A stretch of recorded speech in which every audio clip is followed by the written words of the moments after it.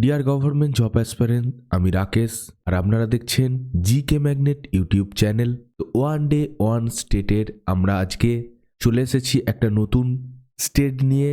তো অলরেডি আমরা গুজরাট এবং মহারাষ্ট্র কমপ্লিট করে দিয়েছি আমরা ওয়েস্টার্ন ইন্ডিয়ার মধ্যে, এবং আজকে আমরা যেটা কমপ্লিট করব সেটা হচ্ছে গোয়া।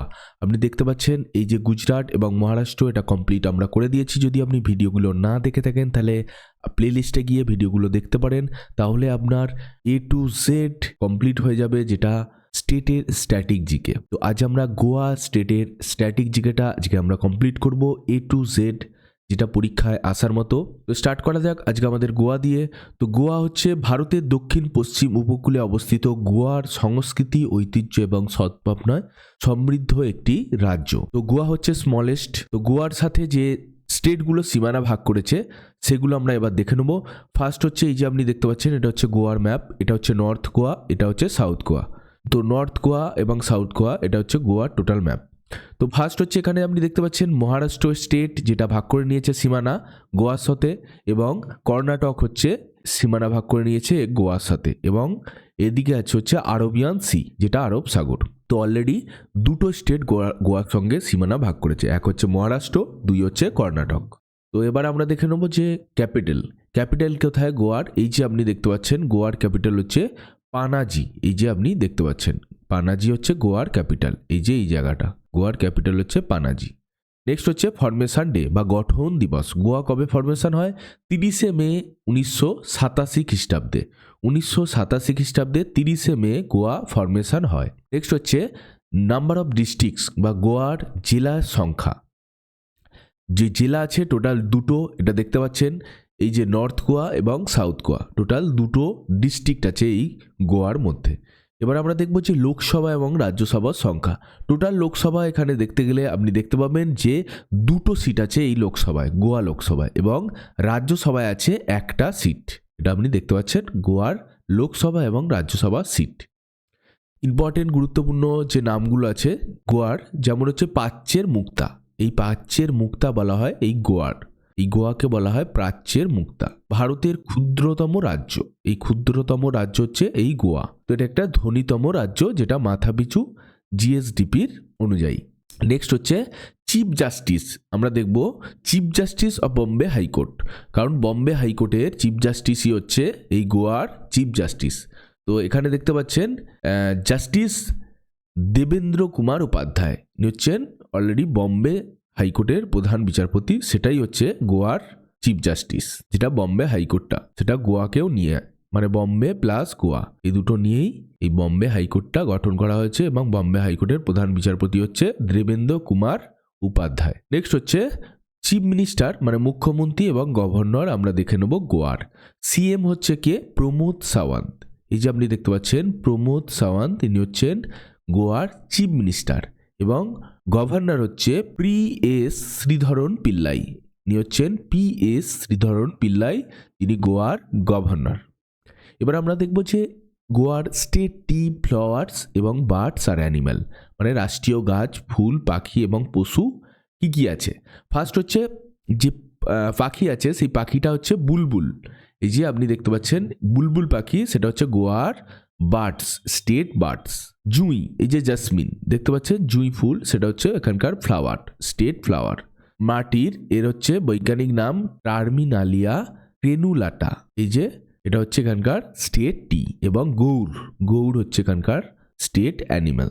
নেক্সট হচ্ছে এবার আমরা দেখে নেবো দি ল্যাঙ্গুয়েজ। গোয়ার সবচেয়ে বেশি যে পরিমাণে যে ভাষায় কথা বলে বা যেটা তাদের অফিসিয়াল ভাষা, সেটা হচ্ছে কঙ্কনি। এই যে আপনি দেখতে পাচ্ছেন এটা হচ্ছে কঙ্কনি ল্যাঙ্গুয়েজ, এবং এই ভাষায় দেবনাগরী লিপি লেখা আছে। তো অন্যান্য ভাষা যেটা আছে সেটা তার মধ্যে আছে বেশিরভাগ যেমন 23% আছে মারাঠি, তারপরে আছে 6% হিন্দি, উর্দু, এরকম করে আছে আরও ভাষা। মেন ভাষা যেটা 57% লোক কথা বলে বা এটা অফিসিয়াল ল্যাঙ্গুয়েজ, সেটা হচ্ছে কঙ্কনি। এখানকার এবার আমরা দেখে নেবো the important fair and festival বা গুরুত্বপূর্ণ মেলা এবং উৎসব, সেটা আমরা এবার দেখব। তো ফার্স্ট হচ্ছে সেন্ট ফ্রান্সিস জেভিয়ার উৎসব। এই যে আপনি দেখতে পাচ্ছেন এই উৎসবটা সেন্ট ফ্রান্সিস জেভিয়ার উৎসব, এটা হচ্ছে এখানকার একটা গুরুত্বপূর্ণ ফেস্টিভ্যালস। আর কি আছে? সংবৎসার পাদভো। এই যে আপনি দেখতে পাচ্ছেন সংবৎসার পাদভো, এটা হচ্ছে এখানকার একটা গুরুত্বপূর্ণ ফেস্টিভ্যাল। এটাকে আরেকটা নাম আছে কি, সম্বৎসর বাঁধবো। নেক্সট হচ্ছে আরেকটা কি, গোয়া কার্নিভাল। এই যে কার্নিভালটা, এটাও গুরুত্বপূর্ণ গোয়ার। আর কি আছে এখানে, এই যে আপনি দেখতে পাচ্ছেন বোটে উৎসবটা, সেটা হচ্ছে সাও জোয়াও ফেস্টিভ্যাল, যেটা এখানকার গুরুত্বপূর্ণ ফেস্টিভ্যাল। আর কি, সিগমো উৎসব, এই যে দেখতে পাচ্ছেন সিগমো ফেস্টিভ্যাল, এটাও এখানকার গোয়ার একটা গুরুত্বপূর্ণ উৎসব, সিগমো উৎসব বা সিগমো ফেস্টিভ্যাল। নেক্সট হচ্ছে গণেশ চতুর্থী, যেটাও এখানকার গোয়াতে বা মহারাষ্ট্রে একটা গুরুত্বপূর্ণ উৎসব বা ফেস্টিভ্যালস। এবার আমরা দেখব যে মেজর ডান্স বা প্রধান নৃত্য। প্রধান নৃত্যর মধ্যে কি আছে, ফার্স্ট হচ্ছে তরঙ্গ মেল নাচ বা তরঙ্গ মেল ডান্স, এই যে দেখতে পাচ্ছেন এই ডান্সটা হচ্ছে তরঙ্গ মেল ডান্স। নেক্সট কি আছে, কোলি ডান্স, কোলি ডান্স, কোলি নাচ, এই যে ডান্সটা পারফর্ম করছে এটা হচ্ছে কোলি ডান্স। তারপরে হচ্ছে কি, ফুগাদি ডান্স, এই যে এইভাবে পারফর্ম করছে ফুগাদি ডান্স। নেক্সট আছে কি, দেখানি নাচ, দেখানি ডান্স, এটা এইভাবে পারফর্ম করছে, এগুলো হচ্ছে গোয়ার ইম্পর্টেন্ট ডান্স। এবং গফ নাচ, এই যে এইভাবে পারফর্ম করা যাচ্ছে গফ ড্যান্স বা গফ নাচ, এগুলো হচ্ছে এখানকার গুরুত্বপূর্ণ নৃত্য। আর কি আছে, ঘোদে মথনি, এটাও এখানকার একটা গুরুত্বপূর্ণ ডান্স, গোয়ার ডান্স হচ্ছে কি ঘোদে মথনি।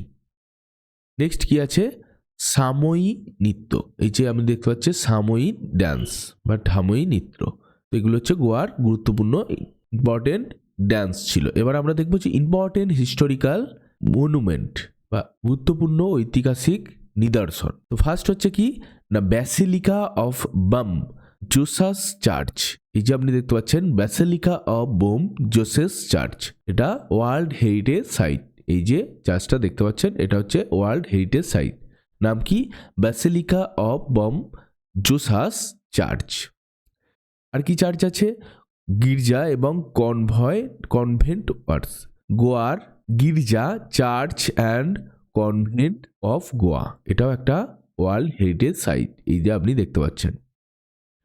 নেক্সট কি আছে, লেডি অফ দ্য রোজারি, যে লেডি অফ দ্য রোজারি, এটা গোয়ার একটা চার্চ যেটা ওয়ার্ল্ড হেরিটেজ সাইট, এই যে আপনি দেখতে পাচ্ছেন লেডি অফ দ্য রোজারি। নেক্সট কি আছে, সেন্ট ফ্রান্সিস চার্চ কোথায়, অফ আসিসিস, আসিসিসের সেন্ট ফ্রান্সিস চার্চ, যেটা একটা ওয়ার্ল্ড হেরিটেজ সাইট। নেক্সট হচ্ছে এবার আমরা দেখব হচ্ছে মিনারেল বা গুরুত্বপূর্ণ খনিজ পদার্থ, যেমন তার মধ্যে আছে লোহা, বক্সাইট, ম্যাঙ্গানিজ, কাদামাটি, চুনাপাথর এবং সিলিকা, এগুলো এখানকার গুরুত্বপূর্ণ মিনারেলস। তার মধ্যে আছে লোহা, ম্যাঙ্গানিজ এবং বক্সাইট, এগুলো এখানকার গুরুত্বপূর্ণ। নেক্সট হচ্ছে গোয়ার আমরা এবার দেখব মেজর ক্রপস বা প্রধান ফসল। ফার্স্ট হচ্ছে রাইস বা চাল, এখানে গুরুত্বপূর্ণ ফসল হচ্ছে চাল। তাছাড়াও আছে কি, নারকেল, আম, ডাল, কাজু, পান, এগুলো হচ্ছে এখানকার সুগার কেন, এগুলো হচ্ছে এখানকার গুরুত্বপূর্ণ ক্রপ বা ফসল। এবার আমরা দেখব যে ইম্পর্টেন্ট রিভার বা গুরুত্বপূর্ণ নদী। এখানে রিভারগুলোর মধ্যে খুবই গুরুত্বপূর্ণ কয়েকটা আছে, যেমন হচ্ছে জুয়ারি রিভার, মান্ডোভি রিভার এবং তেরেখোল চাপোরা, এগুলো হচ্ছে এখানকার গুরুত্বপূর্ণ রিভার। নেক্সট হচ্ছে এবার আমরা দেখব ইম্পর্টেন্ট মাউন্টেন রেঞ্জ বা গুরুত্বপূর্ণ পর্বত শ্রেণী। ওয়েস্টার্ন ঘাট, যেটা পশ্চিম ঘাট, এটাও এই গোয়ার মধ্য দিয়ে গেছে, তো ওয়েস্টার্ন ঘাট হচ্ছে পশ্চিম ঘাট, এবং সোনসগর পিক বা সোনসেগর শৃঙ্গ, যেটা গোয়ার সর্বোচ্চ শৃঙ্গ, এই যে আপনি দেখতে পাচ্ছেন সোনসেগর পিক, যেটা গোয়ার সর্বোচ্চ শৃঙ্গ। এবার আমরা দেখব national park, wild life century, বন্যপ্রাণী অভয়ারণ্য এবং জাতীয় উদ্যান। ফার্স্ট হচ্ছে এখানে দেখতে পাচ্ছেন ভগবান মহাবীর ন্যাশনাল পার্ক, যেটা একটা ন্যাশনাল পার্ক বা জাতীয় উদ্যান, ভগবান মহাবীর অভয়ারণ্য, যেটা একটা জাতীয় উদ্যান।